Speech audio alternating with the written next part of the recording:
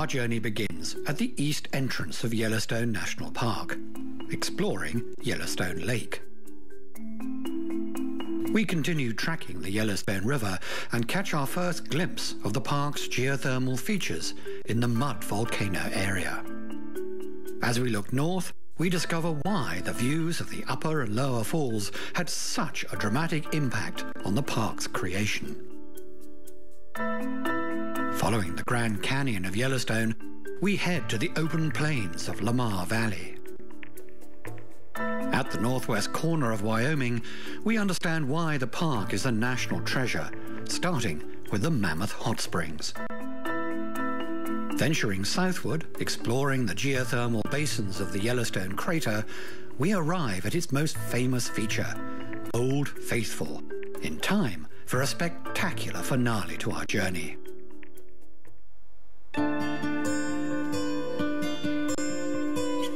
With 5 entrances to Yellowstone National Park, we approach from the east, following along the Shoshone River in the Wapiti Valley, about 80 kilometers from Cody, Wyoming.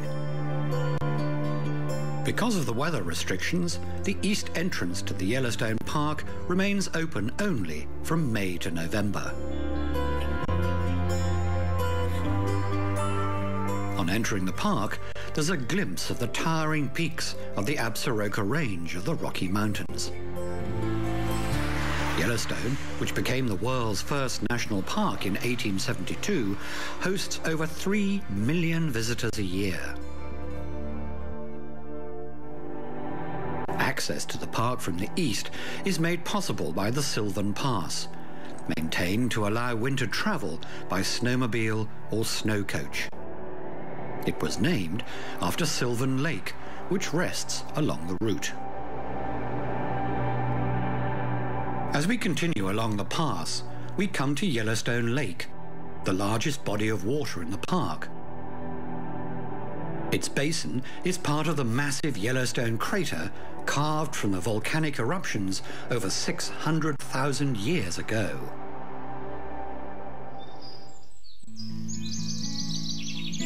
Yellowstone offers a splendid habitat for over 60 species of large mammals. Here we spot a small herd of elk. The park hosts an estimated 30,000 in total.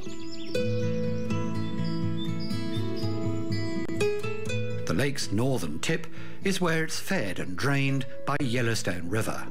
A fishing bridge crosses at this meeting point, a spawning area for the native cutthroat trout. And nearby is a popular recreational vehicle park.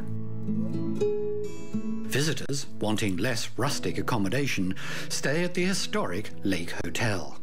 Originally built in the late 19th century, the hotel was restored to its 1920s grandeur in 1990. The Yellowstone River is a main tributary of the Missouri River and drains nearly an 1,100-kilometer stretch of the Rockies. Within the park, the river is used recreationally for flatboat fishing. The words Yellowstone were recorded by Lewis and Clark during their famous expedition after meeting with the Minotari Indians near the river in 1805. North along the river, we enter the Mud Volcano area. These formations are created from a geo-excretion of iron and hydrogen sulfide, which results in a dark grey colour and rotten egg smell. Flowing north out of Hayden Valley, the first signs of rapids are present as the Yellowstone River begins its descent toward the park's Grand Canyon. The river first cascades at the upper falls, dropping about 33 meters. Spectacular viewing points along the trails on either side of the canyon make this one of the favorite places in the park among visitors. And it's yet another example of how Yellowstone's landscape was shaped from volcanic events 600,000 years ago. The upper falls marks a junction where a hard lava flow met with a softer, altered flow. In 1871, Dr. Ferdinand Hayden, whose name was given to the valley, led a U.S. geological survey into the unexplored Yellowstone region. Joining the expedition were photographer William Henry Jackson and artist Thomas Moran. Their photographs and paintings of the falls captured the nation's attention and inspired Congress to establish the national park a year later.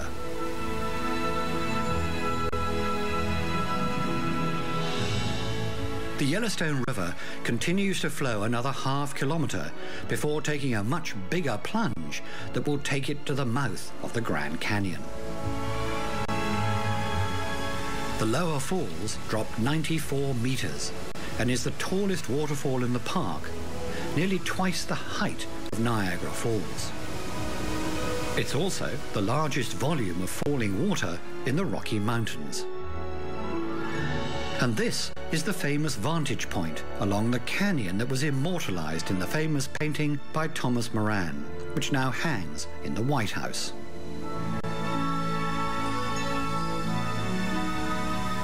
It was these majestic falls that were the subject of the almost mythic accounts composed by prospectors venturing into the Montana Territory in the mid-19th century. Frontier newspapers printed claims that the falls were thousands of feet high and referred to it as the most sublime spot on Earth.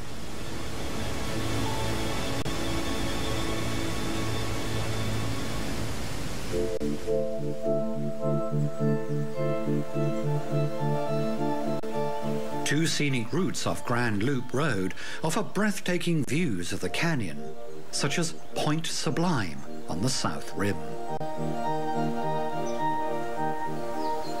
The other viewpoints take visitors to the absolute brink of the upper and lower falls, offering them a riveting encounter with the powerful cascades.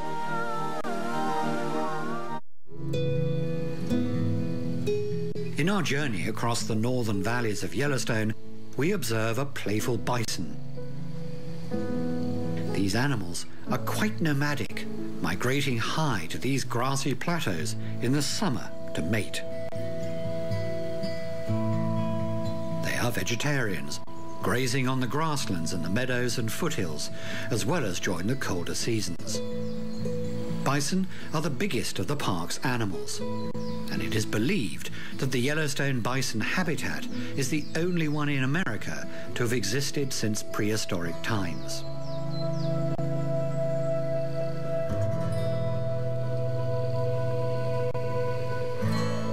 Elk are high-elevation mammals and are more often seen in the early morning or late afternoon in the summers, grazing on the grasses of the meadows. In 1988, wildfires damaged 36% of the park. These areas eventually became a habitat for the elk as lush vegetation developed. For this reason, they also graze in areas recently logged. The elk bulls are symbolized by their beautiful antlers. The rack may have 6 to 8 branches on each side and weigh more than 13 kilos. By March or April of each year, the bull completely sheds its antlers, then begins to regrow them, starting in May until August.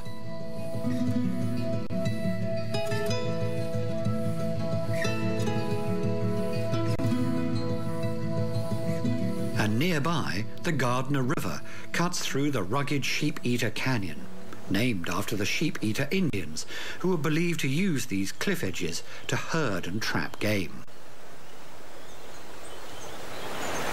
Today, a spectacular trail along the canyon brings hikers to one of Yellowstone's best-kept secrets, the Osprey Falls.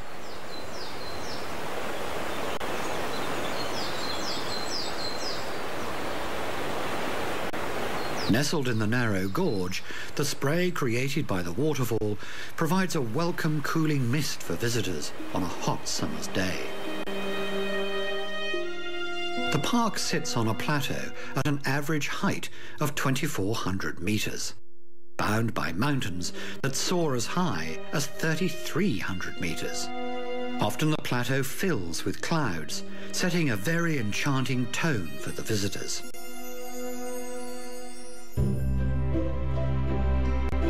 Nestled between Mount Everts and the Mammoth area, about 8 kilometers from the north entrance, is Yellowstone Park's headquarters.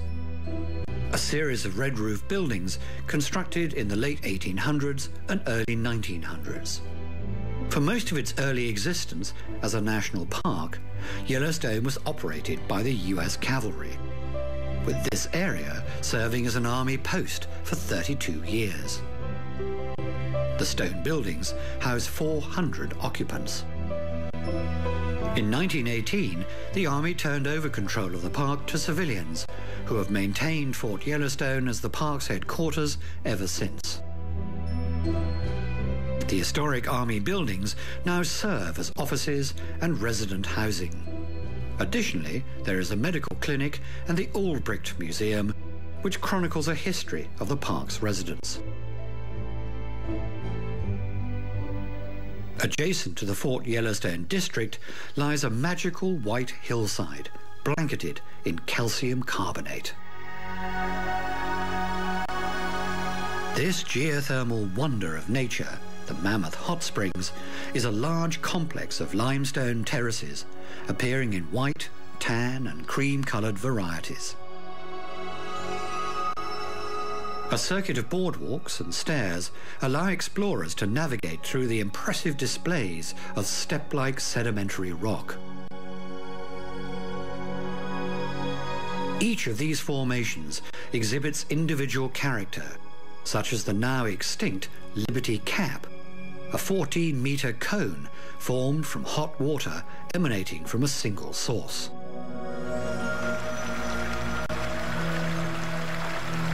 As heated water from the Norris Geyser Basin moves through a fault line and escapes the Earth's surface through cracks and fissures, dissolved limestone is deposited onto the terraces.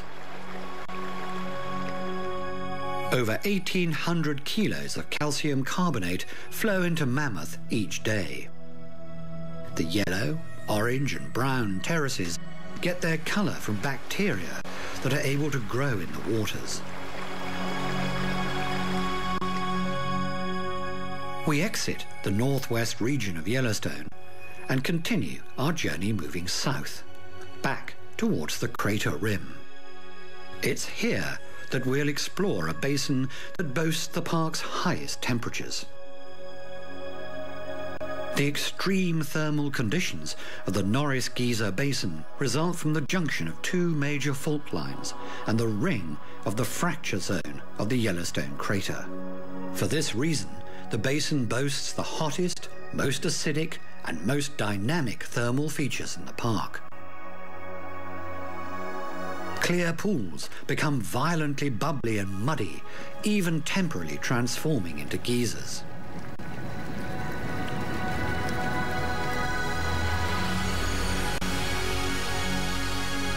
Within this basin, we see a hot spring with prismatic characteristics, developed from the pigmentation of the bacteria that grows in this mineral-rich water. Near the western entrance is the origin of the Madison River at the confluence of Gibbons and Firehole rivers, overlooked by National Park Mountain.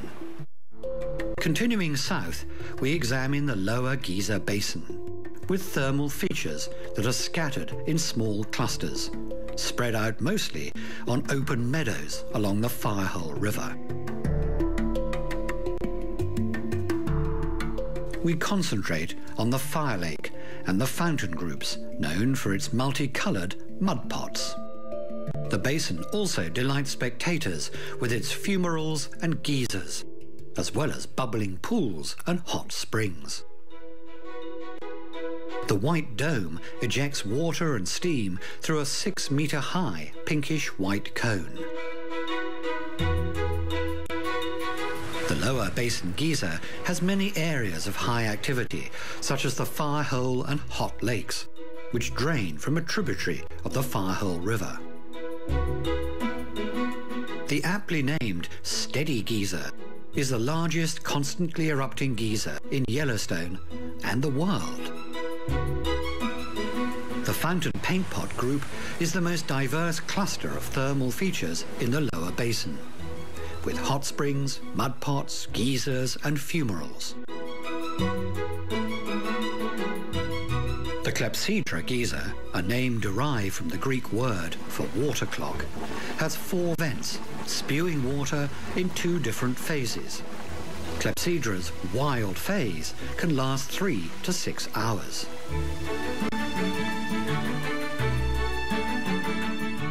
The other notable feature of this group is the fountain paint pots, which derive their name from their red, yellow and brown colours. In the spring, these mud pots are most active, when an abundant source of water from melted snow creates a dancing effect in the bubbles. During the warmer summer months, the mud gets drier and thicker. In between the upper and lower geyser basins is the appropriately named Midway Geyser Basin, nicknamed Hell's Half Acre by the writer Rudyard Kipling. This is Excelsior Geyser, once the largest in the world, which releases 22 million litres of water per day into Firehole River.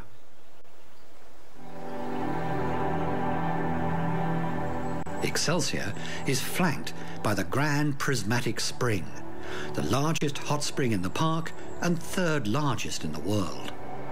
The spring discharges over 2,000 litres of water per minute. The colour varies at times, depending on the pigment ratio of the bacteria growing in the water, as well as the water temperature. The deep blue colour is so intense due to the high purity and depth of the water in the middle. The Grand Prismatic Spring is yet another famous Yellowstone subject of artist Thomas Moran.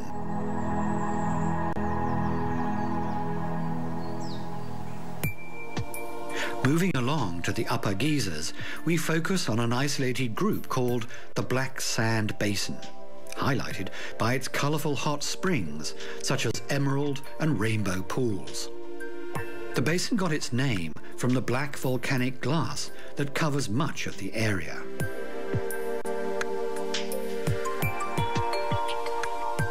Another famous feature of the upper geysers is the most unusually shaped grotto geyser. The gusher formed around stumps of dead pine trees, destroyed by an earthquake thousands of years ago. With a clear view of the Old Faithful geyser, the inn of the same name has operated as a hotel in the park since 1904. Constructed of locally grown pine, it is the largest log hotel in the world. The foundation and the massive fireplace inside were made from the volcanic stone that is dominant in the park.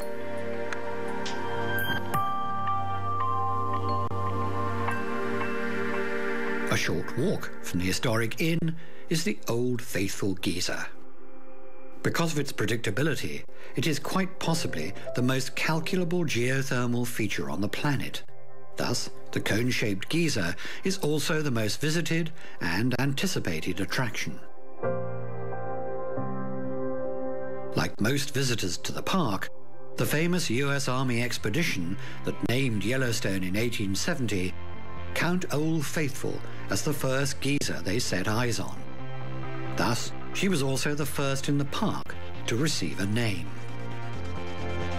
The best indicator among locals of the next eruption is to watch for the benches around Old Faithful to fill and overflow.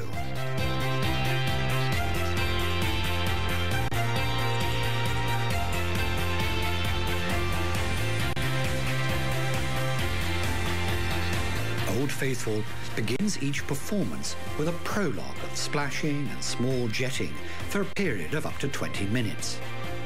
The jetting usually grows over 2 to 3 steps before reaching its maximum height.